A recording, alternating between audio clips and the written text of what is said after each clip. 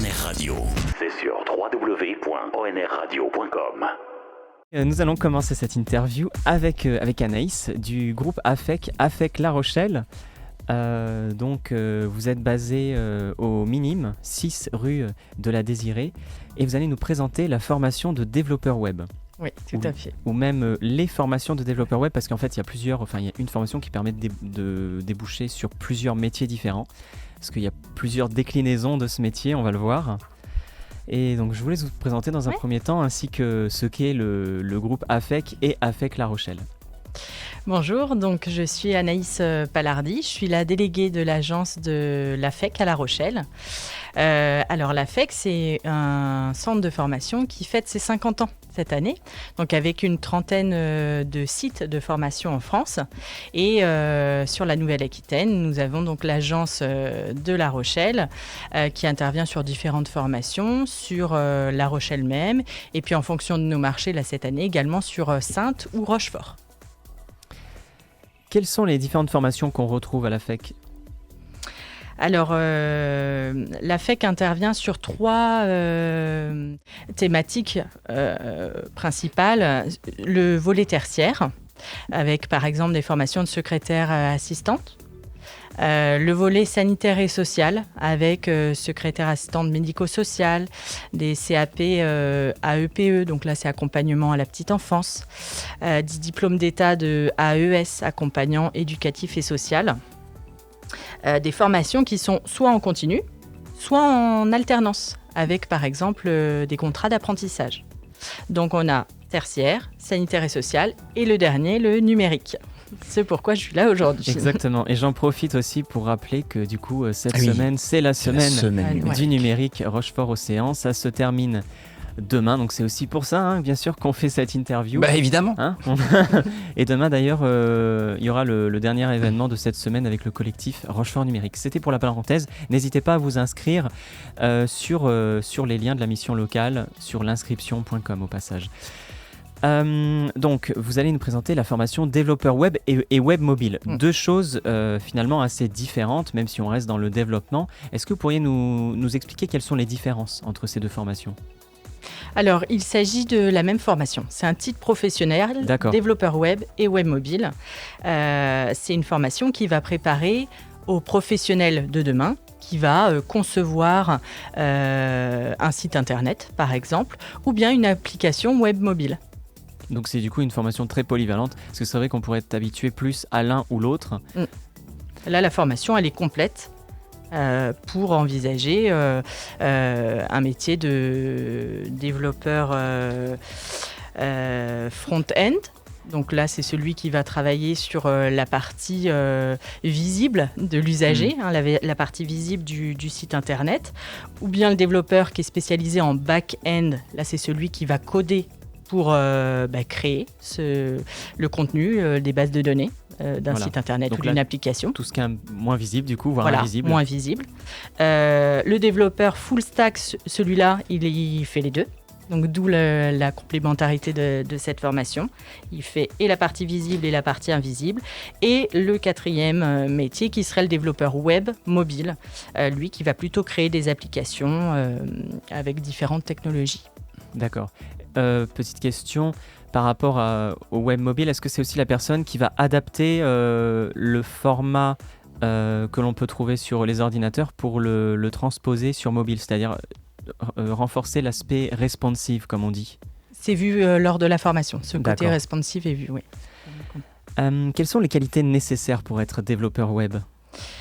Alors, avant tout, il faut de la rigueur et de la logique. De la rigueur parce que il y a du codage. Et du codage, il faut qu'il soit très précis pour que cela fonctionne.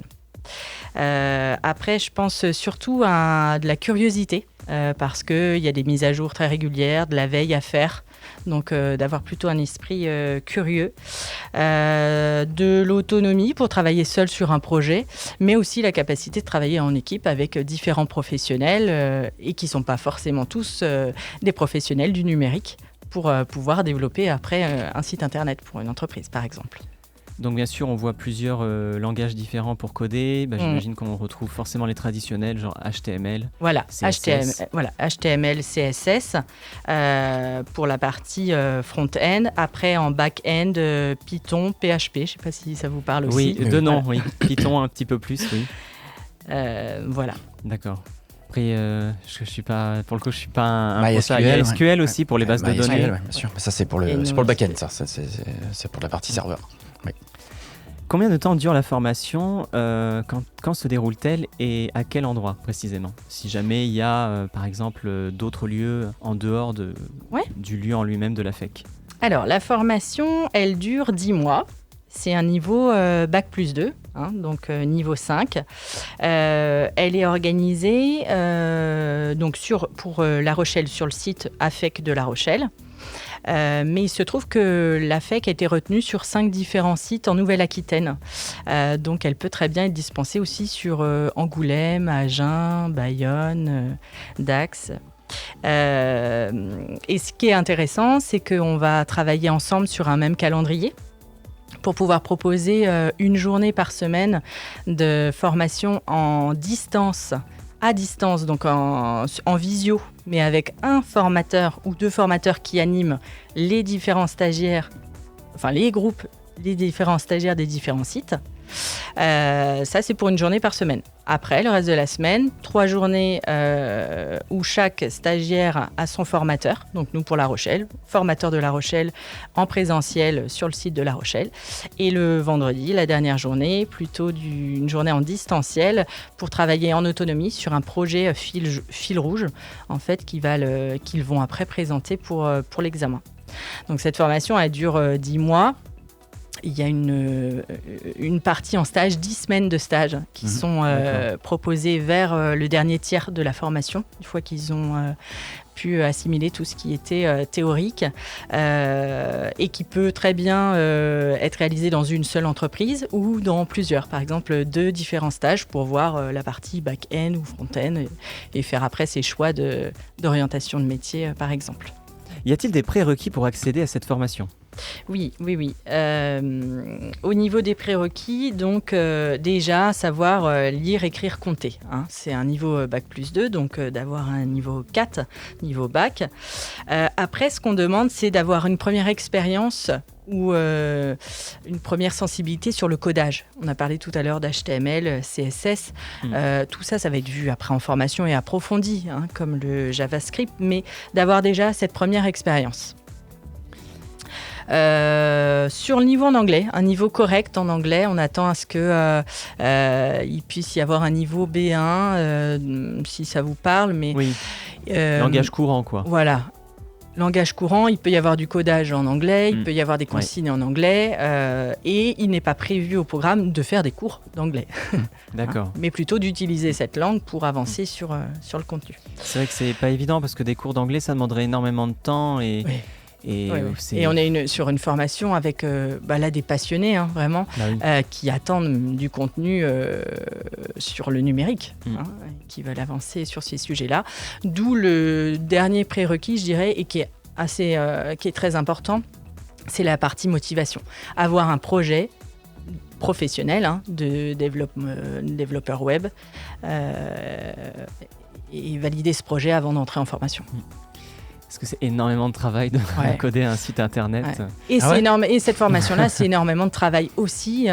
On peut pas c'est là je parlais de motivation. On peut pas se limiter aux 7 heures de formation en face à face par jour. C'est vraiment une formation sur laquelle on s'engage sur 10 mois et pour travailler le soir ou sur du temps personnel pour avancer sur son projet et voilà. Donc, si jamais ça vous intéresse, vous pouvez déjà apprendre les bases, je sais pas, du HTML, du CSS. C'est peut-être le plus simple pour commencer, plutôt que de rentrer, par exemple, dans du langage Python qui, je connais pas en détail, mais déjà un petit peu plus complexe que ceux que j'ai cités juste avant.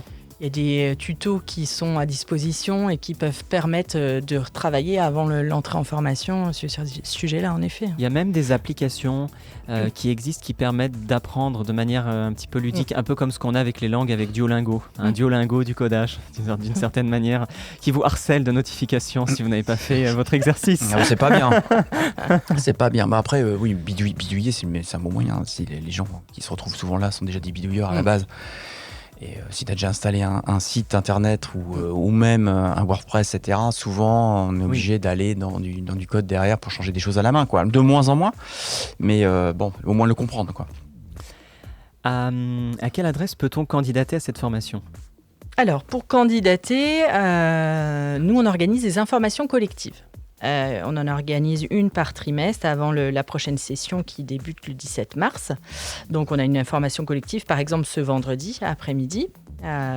Vendredi matin, donc le 24 janvier. On en a une le 21 février au matin également et une autre le 3 mars. Lors de ces informations collectives, on va présenter la formation en détail, faire passer un test de positionnement et un entretien de motivation. Donc, ça dure la demi-journée. On vérifie ensuite ensemble, donc, par rapport au projet de la personne, si elle est retenue. Et on l'accompagne pour la partie administrative pour sa rentrée.